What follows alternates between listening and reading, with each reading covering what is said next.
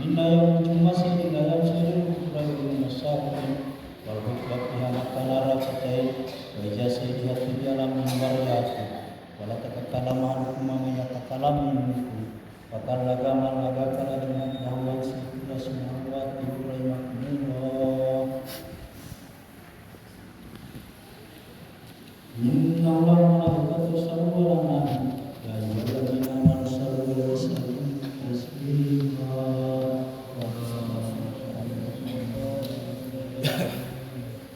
Assalamualaikum warahmatullahi wabarakatuh. Waalaikumsalam warahmatullahi wabarakatuh.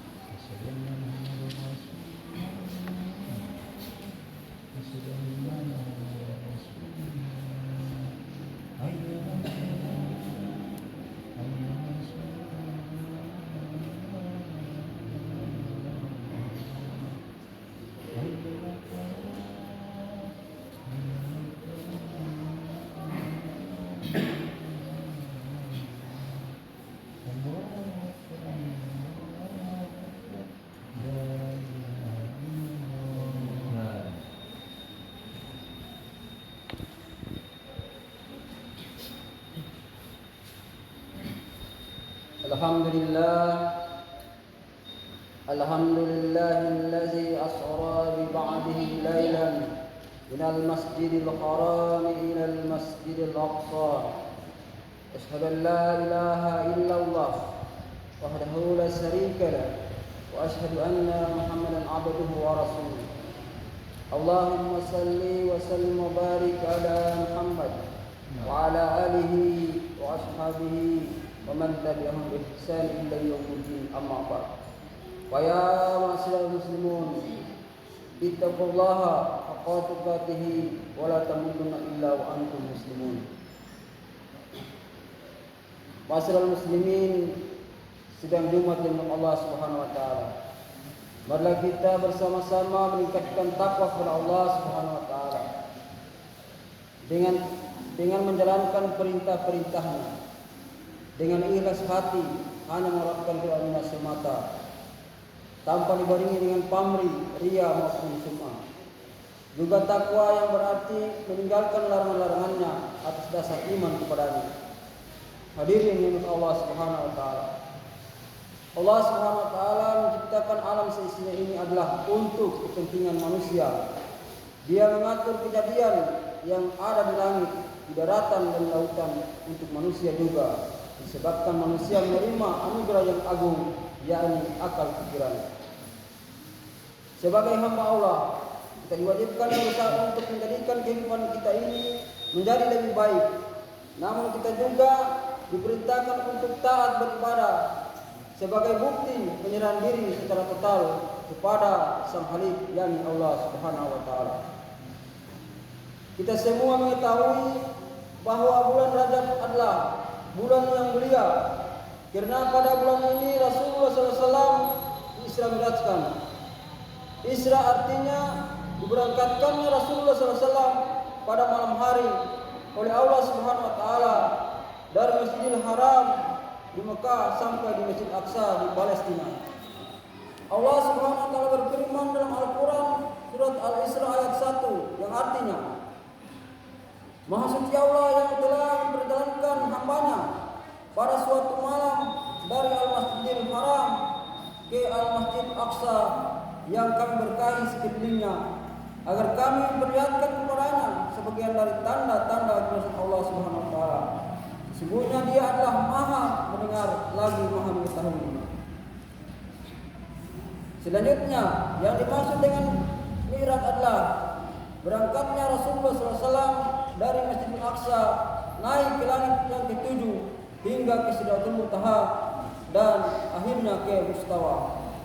Diriwayatkan oleh Az-Zahri dan Urwah bahwa pada pagi hari setelah Rasulullah SAW diisra mi'rajkan, Ketika peristiwa itu diceritakan kepada kaum kafir Quraisy, mereka kebanyakan tidak tahu, tidak mau mempercayainya. Bahkan mereka membuat fitnah yang keras. Maka mereka pergi kepada Abu Bakar untuk memberitahukan kisah ini, apa yang telah dialami Muhammad SAW.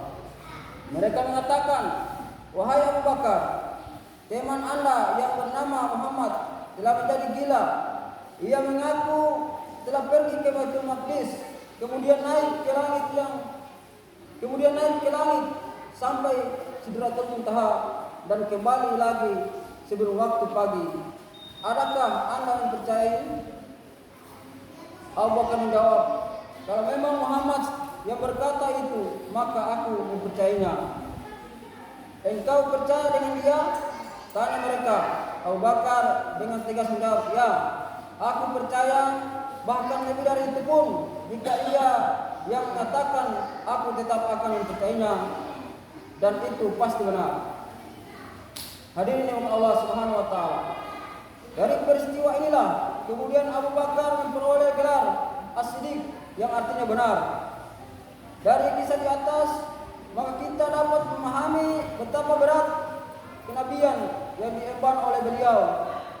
Di tengah-tengah beliau menghadapi orang yang ingkar kepada kebenaran, beliau masih harus memikirkan pengikut-pengikutnya yang masih tipis keimanannya, sehingga tidak mau mempercayai adanya Isra dan Mi'raj. Bahkan banyak di antara mereka yang murtad, meninggalkan agama Islam dan kembali kepada agama nenek moyang mereka, yaitu menyembah berhala. Jika kita melihat dari sisi yang lain, kita memperoleh pelajaran bahwa untuk memperjuangkan agama diperlukan pribadi-pribadi yang mantap, tahan banting dan pukulan, tegar, sabar dan tidak kenal menyerah. Mengenai hal ini, Allah Subhanahu wa taala menguji para pengikut beliau. Apakah mereka bertambah beriman ataukah malah sebaliknya mereka menjadi murtad dan kembali kepada ajaran nenek moyang mereka. Jadi ibarat emas, sudah kelihatan mana yang sebenarnya emas asli dan mana yang pula yang bukan emas yang asli. Mana pengikut Nabi yang setia dan mana pula pengikut beliau yang khianat. Masyarakat muslimin, dari keterangan di atas, maka dapat kita jadikan sebagai pertanyaan untuk diri kita sendiri. Sudah pantaskah kita mengaku sebagai seorang Islam yang teguh, padahal kita belum menghadapi ujian yang begitu berat sebagaimana yang pernah dihadapi oleh sahabat-sahabat Nabi? Cukupkah kita menjadi muslim yang lemah imannya? Atau kita berusaha untuk memantapkan iman kita? Maka jawabannya berada pada diri kita sendiri. Orang-orang terdahulu telah diuji oleh Allah Subhanahu wa taala keimanannya. Lalu sekarang sudah siapakah diri kita menerima ujian dan cobaan dari Allah? Rasulullah SAW telah meriwayatkan bahwa pada zaman akhir nanti, zaman sekarang ini akan menjadi fitnah yang akan merenggut keimanan kita. Oleh karenanya kita harus berhati-hati, jangan sampai iman kita copot dengan akhirnya akan membuat kita celaka. Imam Muslim meriwayatkan sebuah hadis bahwa Rasulullah SAW bersabda yang artinya, bergegaslah kalian untuk mengerjakan amal soleh, sebab pada saatnya nanti akan terjadi berbagai fitnah, bagaikan potongan-potongan malam yang gelap gulita. Di saat itu orang yang pagi harinya beriman, kemudian sore harinya menjadi kafir, dan pada sore harinya ia masih beriman, kemudian pada pagi harinya berubah menjadi kafir. Ia jual agamanya dengan harta benda kemewahan dunia. Fitnah yang disebutkan dalam hadis tadi, yang diibaratkan dengan gelap gulita, mengisyaratkan bahwa fitnah tersebut bukanlah sekedar fitnah, melainkan serangan yang menyesatkan dan merontokkan daun-daun keimanan bagi orang yang lemah imannya. Malam yang gelap gulita dalam hadis tadi ibarat orang yang berjalan pada tengah malam tanpa menggunakan alat penerang, maka ia akan tersesat. Sedangkan orang yang membawa alat penerang yang terang, insya Allah tidak akan tersesat, dan alat penerang itu tidak lain adalah iman yang mantap. Kaum muslimin yang berbahagia, ciri-ciri orang yang bersifat khusus akan datang fitrahnya itu ialah bahwa harta benda telah menjadi senyawa manusia. Mereka rela memberikan apa saja demi mendapatkan harta itu. Bahkan orang-orang yang lemah imannya akan rela menanggalkan baju keimanannya hanya untuk mendapatkan satu bungkus permi atau dengan seteguk air. Untuk menghadang akan datangnya fitnah ini, agar jangan sampai kita mempengaruhi keimanan kita, maka Rasulullah SAW memerintahkan kepada kita umatnya yang taat kepadanya untuk mengerjakan banyak amal saleh. Jangan menunda-nunda kesempatan yang diberikan oleh Allah Subhanahu wa taala. Jika kita mendapatkan kesempatan untuk beramal saleh, maka langsung kerjakan. Janganlah kita menunda-nunda agar kita tidak menyesal, malah kita harus mencari-cari kesempatan untuk beramal saleh. Sedang jemaat sekalian hamba Allah yang berbahagia, marilah kita bersyukur setiap nikmat Allah. Sebab dengan datangnya bulan Rajab ini, kita ingat kembali betapa Rasulullah SAW diangkat oleh Allah Subhanahu wa taala kehadiratnya untuk menerima perintah salat 5 waktu. Sesungguhnya amat tinggi kedudukan ibadah salat ini jika dibandingkan dengan ibadah-ibadah yang lainnya, seperti puasa, zakat, haji, dan seterusnya. Oleh sebab itu, kita harus benar-benar menjalankan ibadah salat dengan baik, khusyuk sesuai dengan tuntunan yang telah diajarkan oleh Rasulullah SAW. Rasulullah SAW pernah bersabda dalam sebuah hadis yang artinya sebagai berikut: salat 5 waktu adalah tiang agama, dan barang siapa yang meninggalkan berarti ia telah merobohkan agama. Salat adalah sebuah pendidikan bagi kita umat Islam. Kita harus menjadikan salat itu sebagai bagian dari kehidupan kita. Badan kita bersih dari hadas, pakaian kita bersih dari najis dan kotoran, jiwa kita bersih dari sifat tercela dan syirik. Yang maha besar hanyalah Allah Subhanahu wa taala saja. Sedangkan yang lain termasuk diri kita ini adalah kecil. Salat juga mendidik kita mendapatkan tujuan hidup yang kita ikrarkan dalam doa iftitah yang kita baca dalam setiap salat kita, yang artinya sesungguhnya salatku, ibadahku, bahkan hidupku, hidup dan matiku hanyalah untuk Allah Subhanahu wa taala semata. Salat merupakan ibadah utama sebab cara diturunkannya saja sudah berbeda dengan ibadah-ibadah yang lain.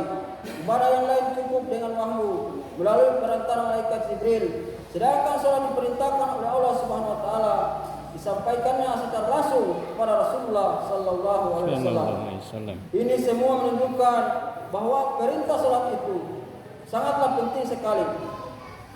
Makanya salat itu tidak boleh ditinggalkan oleh seseorang yang beragama Islam dalam keadaan apapun sebelum ajal menjemputnya. Hadirin yang dirahmati oleh Allah Subhanahu wa taala. Oleh sebab itu, jika kita mengaku sebagai orang yang beriman dan bertakwa kepada Allah Subhanahu wa taala, maka janganlah kita sampai melalaikan salat malam.